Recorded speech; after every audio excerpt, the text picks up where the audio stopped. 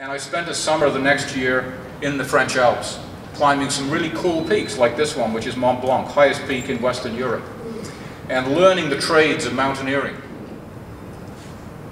The other thing that I found out climbing in the Alps is teamwork is everything. Certainly in mountaineering it is, because your life is dependent on the rest of the team members, for sure.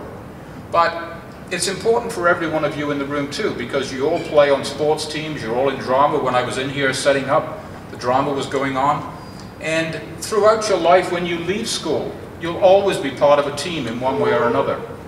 You'll join a team at work, you'll join other teams, and you'll realize how a team operates. But more importantly, respect all the team members for who they are.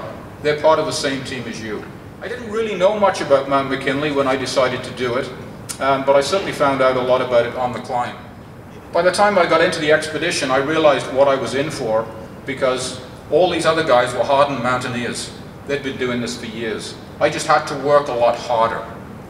And on the climb, I realized that. And when you're at 16,000 feet and your pack weighs 90 pounds, you can't even pick it up. You realize the only other option is to quit, but there really is nowhere to go.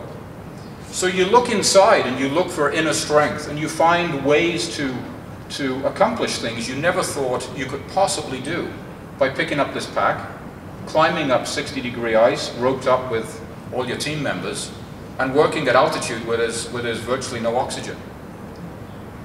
So a clear message here for me is, all of us in the room are capable of so much more.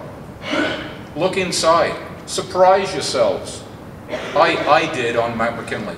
I surprised myself with what I could do. This is a lunch bag that's been crammed in my pack for 3 weeks. Frozen, thawed, crushed, mushed together. It's all one big thing.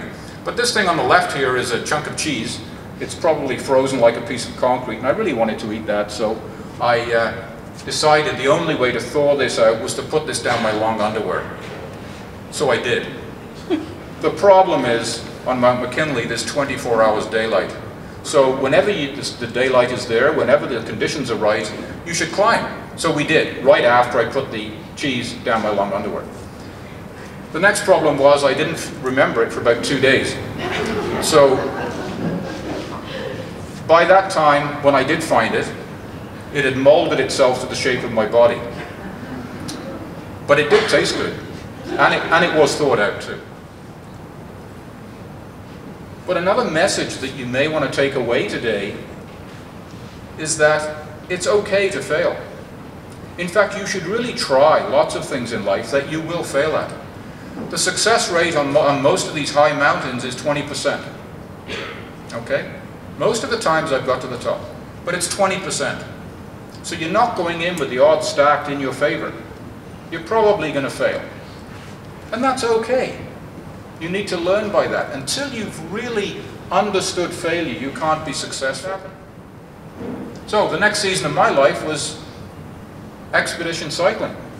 Always loved cycling. Always been doing that stuff in Europe. I bought a touring bike in Canada here and set out to put an expedition together. So the first expedition was to cycle from Skagway on the Pacific Ocean to Inuvik on the Arctic Ocean. You really learn self-sufficiency, and another important lesson in life, and that is to simplify. All the stuff we have today, all the technology, all those things that you love to have, probably later in life you may think this is going to be amazing, you won't want that stuff.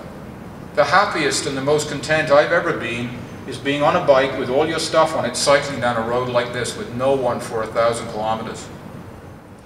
Thank you.